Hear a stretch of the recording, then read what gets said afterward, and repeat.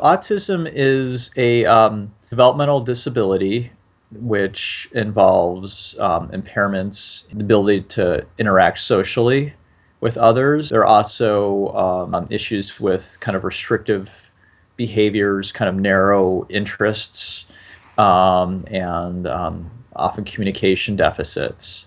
We find that everybody who works at a Spear Tech, though, is so unique that it's almost hard to use a label to describe everybody because everybody has different strengths and different weaknesses, and the fact that our people are so intelligent, they often learn strategies as an adult to compensate for some of their challenges.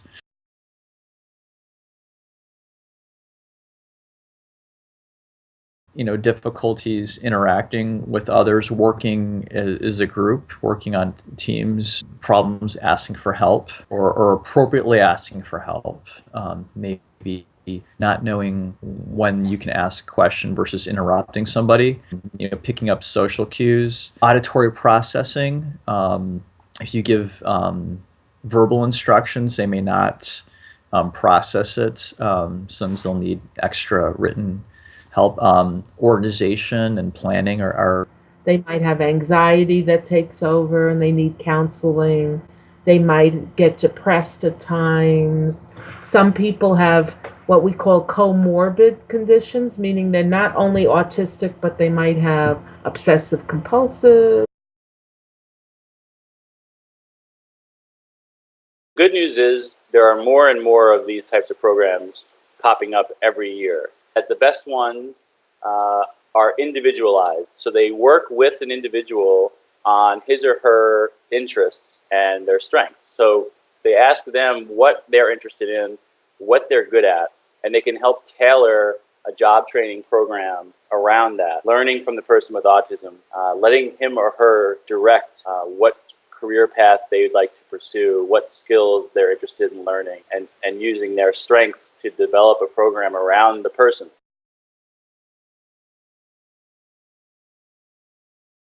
First of all, everyone's an individual, everyone's different. So some people need very little support, some people need a lot of support.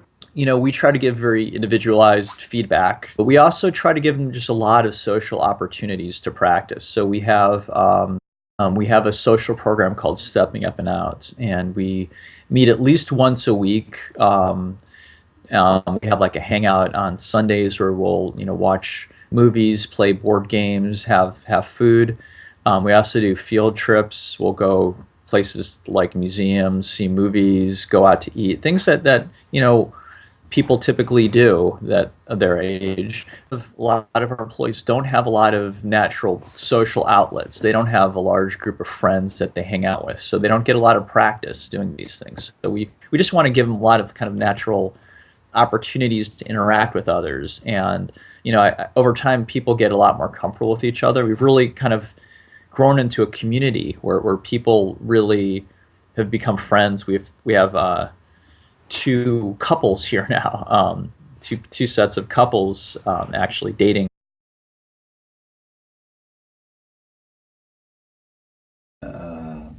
Along with the other services that I mentioned that help prepare an individual for successful employment, I feel that uh, these, more than anything else, provide an opportunity for an individual with autism to become successful in not only in a work environment but also in their life, and as opposed to someone out in the community that doesn't receive this type of uh, support and structured environment.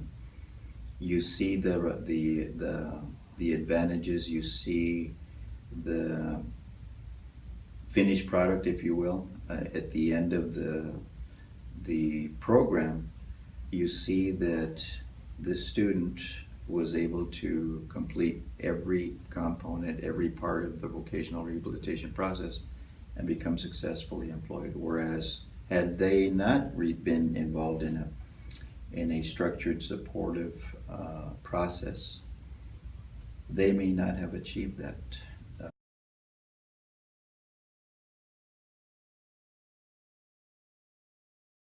Is there something in Thanksgiving dinner that you do like? Nope. Nothing? Oh, okay. They're a little picky. Yeah. I notoriously do not eat on Thanksgiving dinner. Well, you're not going to this year, but normally you don't eat it even normally? No. Like I'll have like a very small plate and like put like a few things on it. So it's Yeah. no letter. Yeah. But I very notoriously do not eat at like big family meals. Yeah. Oh. And the warning system, the outside warning system practices in San Francisco? Tuesday. Yes, very good. Korea actually You would- decides they have a death wish. I don't think we'd be able to notice the missiles. I don't think we would. They go No, really fast. it's They go no. like 500 miles per Oh, hour. you'd still, no, but it's These intercontinental our missiles are detection designed to systems go. are good enough to be able to pick up the missiles being fired Yeah, from then they- anywhere on as the soon planet. as they leave, yeah. Yeah, but they only get there and they. Just social skills that people didn't realize that they needed to have because maybe they've never worked before or they've never worked in a large company before. So we developed this training to make everybody go through it. We always say to people, don't take this as an insult. It's not like we don't think you don't know how to, how to be in the world. It's just that for the first time ever, if you're the first time in a corporate environment or the first time job or the first time in a really large corporate environment, it can be kind of scary. And the average person just has a hard time with that too. So that's what our social skills is all about. In training, you'll see more gradual things, but over time, as they become employees and they, join our social activities, and get chances to talk with clients, things like that, and I've seen some significant improvements.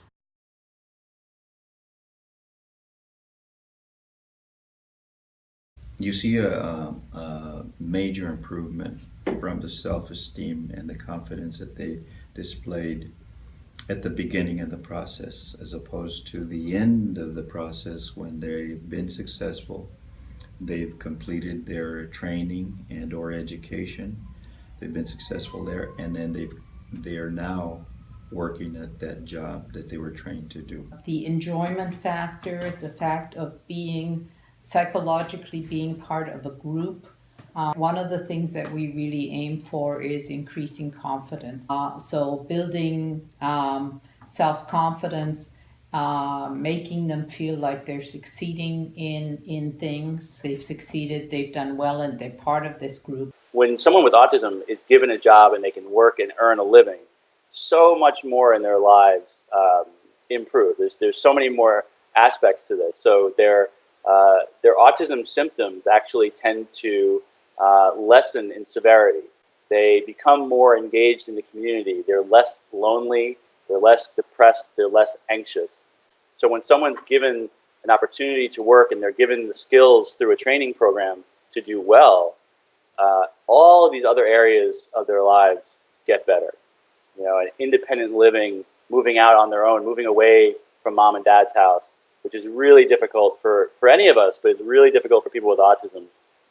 That suddenly becomes possible when they have their own, means of paying for what they want, and they have their own money to make their own choices. So much of their lives get better. And then, we shouldn't forget that if someone with autism is working, they're paying taxes. They're no longer receiving services, hopefully, from the state, or as many services anyway. So instead of being someone collecting from the state, they are now contributing as taxpayers, which is a good thing for all of us.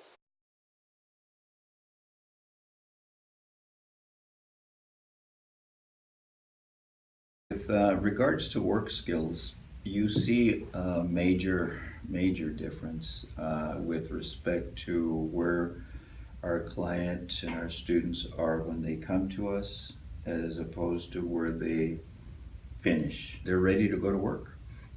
You see the difference in the confidence level, and with respect to them, the way they look towards employment. Whereas before, employment was probably not a priority item.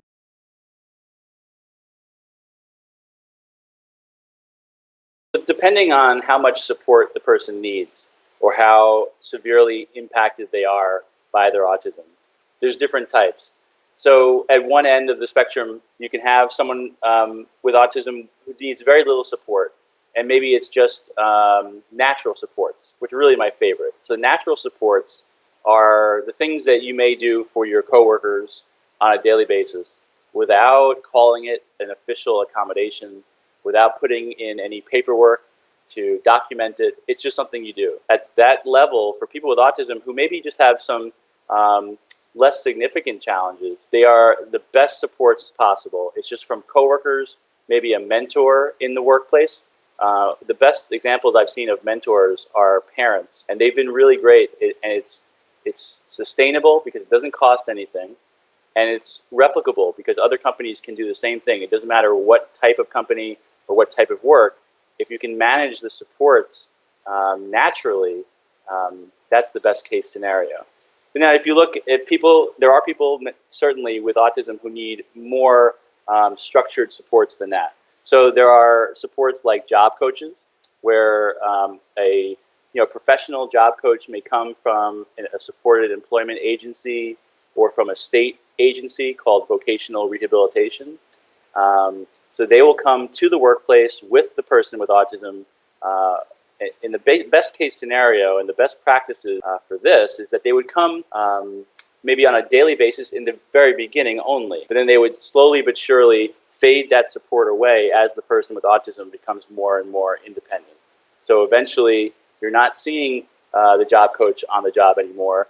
He or she may just call the manager, check in, make sure everything's going okay, maybe on a monthly basis or weekly basis, something like that. And then at the complete other end of the spectrum, someone who does have a lot of challenges and who cannot work without direct hand-to-hand support, there are still opportunities for those individuals as well, where they can work. Our preference would certainly be that they're still working in the community, but there are still examples here in the United States of places that we call sheltered workshops, where it's all people with disabilities working in one place with lots and lots of supports. It's not our preference, but it is an option that exists in some states here in the U.S.